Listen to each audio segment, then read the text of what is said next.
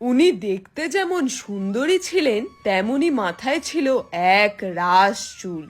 আর শুধু রূপে নয়, গুণেও ছিলেন শ্রেষ্ঠ, যাকে বলে রূপে লক্ষ্মী আর গুণে এক্কেবারে সরস্বতী।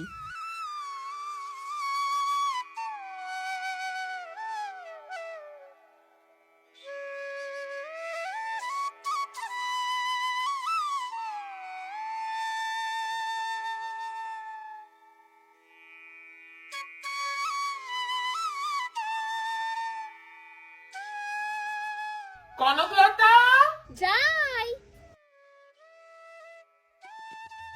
কি রে খোকা, তুই নাকি বলেছিস স্কুল পাঠশালা যাবি না? না, আমি যাব না। স্কুলে না গেলে না কোনোদিনই বড় হওয়া যায় না। চল।